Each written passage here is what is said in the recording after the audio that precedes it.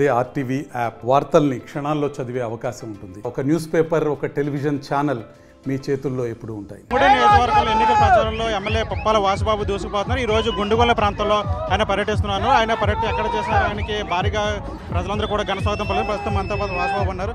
Sir చెప్పండి, ఎట్లా జరుగుతుంది ప్రచారం? ఎన్నికలకు ఇంకా కొద్ది రోజుల సమయం ఉంది. ప్రచారం చక్కగా సాగుతోంది. జగన్మోహన్ గారు ఇచ్చిన మేనిఫెస్టోని ప్రజలందరూ విశ్వసిస్తూ ఉన్నారు. గత మేనిఫెస్టోలో ఇచ్చిన 99% నెరవేర్చారు కాబట్టి ఈసారి మేనిఫెస్టో కూడా 100% అమలయ్యే విధంగా ఉంది. అవతల వాళ్ళ మేనిఫెస్టో చూస్తుంటే ఇది తడుపులు తడకగా మాయల మరాఠీ దండంతో మాయల మరాఠీ జనట్టుగా కనబడుతూ ఉంది. అవి అమలయ్యే పథకాలు కాదు, కారణం కూడా ఉంది.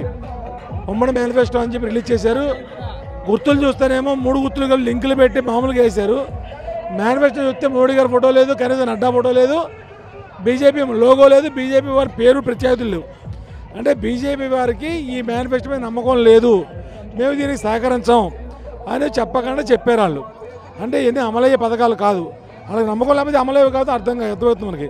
కాబట్టి ప్రజలు పెద్ద ఎత్తున స్వాగతం పలుకుతారంటే కారణం ఏంటి? జగన్మోహన్ రెడ్డి ఇచ్చిన మేనిఫెస్టో సింగిల్ మేనిఫెస్టో. ముఖ్యమంత్రిగా ఆయన, పార్టీ అధ్యక్షుడిగా సొంత ఆయన నిర్ణయంతో ఆయన పార్టీ పెద్దలతోటి ప్రభుత్వం వచ్చిన ఆదాయం, వనరులు, వ్యయం, ఖర్చులు అన్ని లెక్క వేసుకుని మేనిఫెస్టో తయారు చేశారు. ఈసారి సంక్షేమంతో పాటు అభివృద్ధి కూడా పెద్దపీట వేశారు. గతంలో కోవిడ్ కష్టకాలం, ప్రజల ఆదాయం తక్కువగా ఉంది, ప్రజలు ఇబ్బంది పడుతున్నారు కాబట్టి ఆయన ఇచ్చిన నవరత్నాలకి పెద్దపీట వేసి ప్రజల కష్ట సుఖాల్లో ఆయన పాలు పంచుకొని, భాగం పంచుకొని రాష్ట్రంలో పేద ప్రజలందరినీ కూడా ఆర్థిక అవసరాలు తెచ్చిన బట్టి ముఖ్యమంత్రి జగన్మోహన్ రెడ్డి గారు రూపాయలు అంచం అవసరం లేకుండా ఈసారి తప్పకుండా సంక్షేమంతో పాటు అభివృద్ధిని కూడా దృష్టిలో పెట్టుకుని తప్పకుండా రోడ్లు కానీ, మంచినీళ్ళు కానీ, డ్రైనేజీలు కానీ, లేకపోతే ఇంక వేరే ఏదైతే ప్రజలకు నిత్యావసర అవసరాలు ఉన్నాయో అన్నీ కూడా కొత్త చేస్తానని చెప్పి ముఖ్యమంత్రి గారు చెప్పారు. దాంతోపాటు ఏ స్థాయిలో పిల్లల చదువులకు కానీ, హాస్పిటల్స్ కానీ, లేకపోతే రైతులకు కానీ, లేకపోతే డ్వాక్రా మహిళలకు కానీ, లేకపోతే ఈ బీసీ, ఎస్సీ, ఎస్టీ, మైనార్టీ మహిళలకు ఇచ్చే కాపు నేస్తం కానీ, ఈబీసీ నేస్తం కానీ, వృత్తులకు ఇచ్చేటువంటి డబ్బులు కానీ అన్నీ కూడా ఏది కూడా ఆయన పాత మేనిఫెస్టోని కంటిన్యూ చేస్తానని చెప్పి చెప్పడం జరిగింది. కాబట్టి వాళ్ళ మేనిఫెస్టో ఫస్ట్ నుంచి కూడా సూపర్ 6 బెజలు నమ్మలేదు. ఈరోజు ఇచ్చిన పథకాలు కూడా ఇంచుమించు 1,00,00,000 కోట్ల పైన, 1,50,000 కోట్ల రూపాయలు పథకాలకే ఖర్చు పెట్టడం పరిస్థితుంది. కాబట్టి ప్రజలు విశ్వసించే పరిస్థితులు లేరు. జగన్మోహన్ రెడ్డి గారు ఎజెండా తోటి ఈరోజు మేమందరం కూడా వైనాట్ 175 ఉద్దేశంతో ఈరోజు నేషనల్కి వెళ్తున్నాం. తప్పకుండా 170 స్థానాలు గెలవబోతా ఉన్నాం. మహిళలు చూసారు ఈరోజు పెద్ద ఎత్తున మహిళలు కానీ, వృద్ధులు కానీ, పిల్లలు కానీ, లేకపోతే నడివయసులు కానీ, ఏ వయసు వాళ్ళైనా సరే ఎంత పెద్ద ఎత్తున ముందుకు వచ్చి ఈ యొక్క ప్రచారానికి మాకు వారి యొక్క స్వాగతం తెలియజేస్తున్నారు. మనం గమనిస్తూ ఉన్నాం. రోజున మన పవన్ కళ్యాణ్ గణపురంలో మీ మీద తీవ్రమైన విమర్శలు చేశారు. ఇంటి మీద కూడా రోడ్డు వేయించుకోలేకపోయారు, పబ్బులు నడుపుతున్నారంటే కూడా తీవ్రమైన కామెంట్లు చేశారు. రోడ్డు నిర్మాణం జరిగి 3 నెలలు సుమారు అయింది.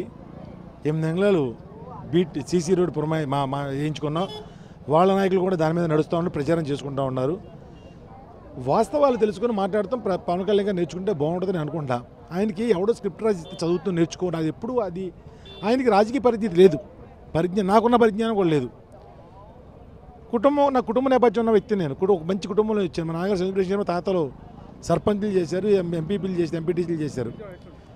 మేము 2014లో ఓడిపోయిన 2019లో అత్యధిక మేయటతోటి గుంటూరు నియోజకవర్గంలో గెలవడం జరిగింది. 2024 మళ్ళీ ఎలక్షన్కి వెళ్తాను, గెలవబోతా ఉన్నాం. మళ్ళీ పవన్ కళ్యాణ్ గారు కనీసం వార్డు నెంబర్ కూడా కాలేదు. ఆయన తండ్రికి అంత ఏదో కానిస్టేబుల్ అని ఆయన చెప్తారు, మా నాన్నగారు కానిస్టేబుల్ అని. అంటే కుటుంబ నేపథ్యం పెద్ద నేపథ్యం కాదు. ఇప్పుడు ఏదో సినిమా యాక్టర్లు రూపాయలు సంపాదించినా తప్పలేదు, ఎందుకంటే ప్రజలు ఆమోదించారు, వాళ్ళు యాక్టర్లుగా వాళ్ళు ఆమోదించారు కాబట్టి రూపాయలు సంపాదించి ఉండొచ్చు. కానీ రాజకీయ పరిణతి లేకుండా, రాజకీయ పరిజ్ఞానం లేకుండా, రాజకీయంగా ఏ మాట్లాడాలో తెలియకుండా ఏదో జుట్టు ఎగరేసుకుని వాళ్ళు టప్పట్లు కొడుచుకోవడం కోసం ప్యాకెట్ ఆడిస్తానని చెప్పి ఏదైతే ఇంకోటి ఏదో పిచ్చి మాటలు మాట్లాడతాం. రోడ్డు నిర్మించి మేము మా ఎమ్మెల్యే వచ్చి రోడ్డు నిర్మాణం చేస్తాం. ఏం నిర్మాణం చేయదు, రోడ్డు మీద రోడ్డు నిర్మాణం అయిపోయింది. దాని మీద ఆల్రెడీ కామెంట్లు వెళ్తూ ఉన్నాయి. నిర్మాణం చేసిన రోడ్డు మళ్ళీ నిర్మాణం చేస్తానని చెప్పుకునేటువంటి అసమర్థ ఒక వ్యక్తి పవన్ కళ్యాణ్ గారు. 2 ఆయన ఒక 15 సంవత్సరాల నుంచి పార్టీ అధ్యక్షుడిగా ఉన్నాడు. 15 సంవత్సరాలు పార్టీ అధ్యక్షుడిగా ఉండి కనీసం 25 మంది ఎమ్మెల్యేలు నిలబెట్టిన స్థాయిలో ఉన్నాడు. అందులో 21 సీటు పంచుకుంటే అందులో 12 సీట్లు 13 సీట్లు టీడీపీకి వచ్చిన వాళ్ళు కండవాలు వేసాడు, వైఎస్ఆర్సీపీ వచ్చిన వాళ్ళు కండవాలు వేసి సీట్లు ఇచ్చుకున్న 7-8 మందే ఆయనకు సొంత క్యాండిడేట్లు ఉన్నారు. 170 స్థానాలు క్యాండిడేట్ నుంచి పెట్టినటువంటి వ్యక్తి ఈరోజు జగన్మోహన్ రెడ్డి గారిని ఆ రకంగా మాట్లాడతాం. అది కరెక్ట్ కాదు. 2 ఏదో ఒక స్లోగన్ చెప్తారు, సముద్రం నా కాళ్ళ దగ్గర రాదు ఏదో కొండ తలవంచదు పర్వతం తలవంచదు అని చెప్పి. ఈరోజు పిఠాపురానికి పరిమితం అయిపోయి దేహి దేహి దేహి అని అడుక్కున్నాడు అక్కడ. అమ్మ నన్ను గెలిపించండి, నాకు ఓటేసి గెలిపించండి, నన్ను అసెంబ్లీ పంపించండి, నేను ఒకసారి అసెంబ్లీకి వెళ్ళాలి, మీరందరూ గెలిపించకపోతే నేను మళ్ళీ భీమవరం లేక గాజువాగ లేక మళ్ళీ ఇంటికాడ కూర్చుండిపోతాను. అరే వరమగారిని పేకాడ క్లబ్లు నడుపుకున్నాడు, వరమగారు పేకాడ ఆడుతాడని చెప్పి వరమగారు ఒకప్పుడు విమర్శించాడు. అదే వరమగారు చేతులు పట్టుకుని ఈ రోజున వరమగారు మీరు దేని తెలుసకపోతే నేను ఓడిపోతానని చెప్పి బతిమాలు కూడా జరుగుతుంది. అంటే జగన్మోహన్ రెడ్డి గారి యొక్క పరిపాలనలో జగన్మోహన్ రెడ్డి గారు తీసుకున్న నిర్ణయాల్లో, ఈరోజు జగన్మోహన్ రెడ్డి గారు తీసుకున్నటువంటి సాహసోపేత నిర్ణయాల్లో పవన్ కళ్యాణ్ గారు ఒక్క నియోజకవర్గం పరిమితం అయిపోయాడు. పిఠాపురం నియోజకవర్గం పరిమితం అయిపోయాడు గెలవడం కోసం. అంటే ఒక రాష్ట్ర అధ్యక్షుడు పిఠాపురం ఒక నియోజకవర్గం పరిమితం చేశాడంటే అది ఎవరి గొప్పతనం? అది జగన్మోహన్ రెడ్డి గారి గొప్పతనం, రాజకీయ చతురత అది. ఆయన నామినేషన్ వేసాడు, ఒక సభ పెట్టాడు, ప్రజల్లో తిరుగుతున్నాడు, మేము సిద్ధం ఈ బస్సు యాత్ర రోజుకు 3 నియోజకవర్గాలు వాళ్ళ హెలికాప్టర్ మీద యాత్ర చేస్తున్నాడు. మరి ఆ సీన్ అక్కడ లేదే. కాబట్టి ఇవన్నీ ఎవరేంటో ప్రజలు గమనిస్తున్నారు. రేపు పొద్దున్న ముగ్గురు దగ్గరికి వెళ్ళి ఓపిక 3 పార్టీల దగ్గర పువ్వు దగ్గరికి వెళ్ళాలా, సైకిల్ దగ్గరికి వెళ్ళాలా, గ్లాస్ దగ్గరికి వెళ్ళాలా, జేబులో పార్టీ అసం దగ్గరికి వెళ్ళాలో ప్రజలు తెలియని పరిస్థితులు జనం లేరు. మాకున్నది ఏకైక పార్టీ వైఎస్ఆర్ కాంగ్రెస్ పార్టీ, ఏకైక నాయకుడు జగన్మోహన్ రెడ్డి గారు, ఏకైక ముఖ్యమంత్రి జగన్మోహన్ రెడ్డి గారు, ఏకైక సింబల్ ఫ్యాన్ గుర్తుకు ఓటేసి జగన్మోహన్ గారు వైనాడు 170 స్థానాలు గెలవబోతే 20 ఎంపీలు గెలవబోతాను. ఆయన ఎన్ని విమర్శలు చేసినా నా గురించి వ్యక్తిగతంగా నా గురించి ప్రజలకు తెలుసు. కుటుంబ నేపథ్యం ఉన్న వ్యక్తిని, నా కుటుంబం గురించి ప్రతి ఒక్కరికి తెలుసు. కాబట్టి వాళ్ళు నోరు సంభాషించి మాట్లాడండి. దమ్ము ధైర్యం ఉంటే ఆయన ఇచ్చిందని ప్రతిదీ సమాధానం చెప్పేది అర్హత దమ్ము ధైర్యం నాకు ఉంది. దమ్ము ధైర్యం ఉంటే వచ్చి నా ముందు మాట్లాడమని కోరుతాను నేను. Thank you.